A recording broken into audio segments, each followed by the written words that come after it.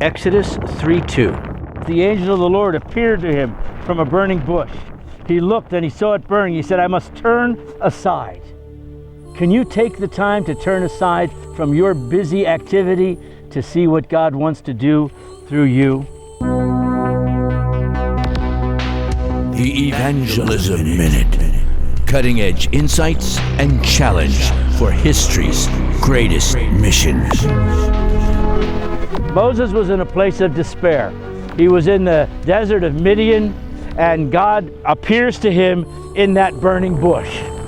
In the burning bush, the voice speaks to him and says, I've heard the cry and the bondage of my people, and I will set them free. I'm sure Moses said, it's about time, God. I already tried and you didn't give me much help. But then God really crosses him up. He says, you go and set my people free. That's the same command that God gave to us. Go into all the world and share the good news of the gospel. But like Moses, we make excuses. The first thing Moses said, but Lord, I've never been so good at speaking. And God said, hey, who made your mouth? I will be with you. What did Jesus say? I will be with you. And God is with you. It's not the talent of your mouth. It's the power of your God that makes all of the difference.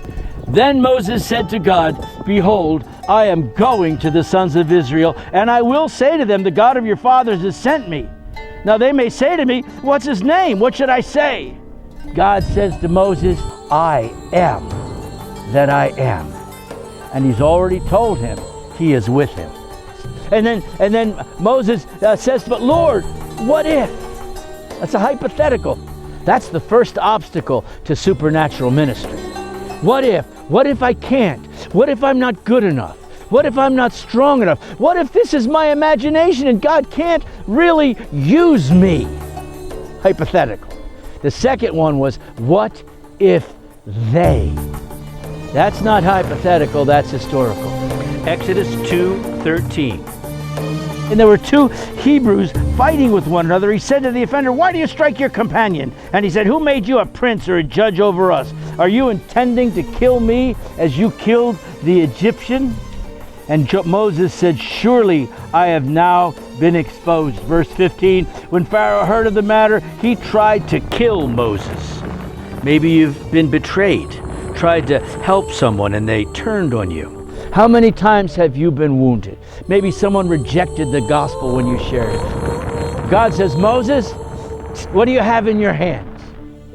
Moses said, a staff. That staff was a picture of his humiliation.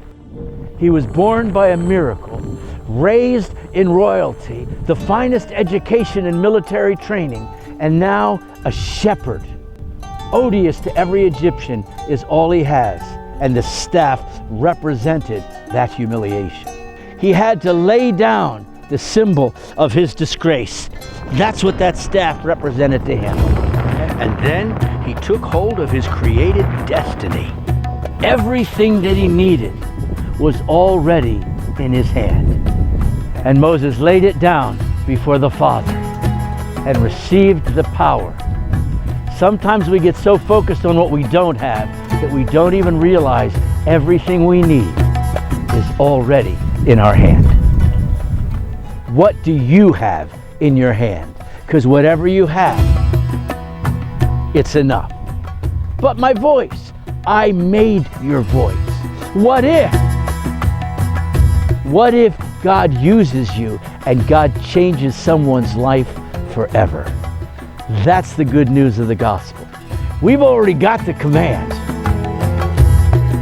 Let's go change the world.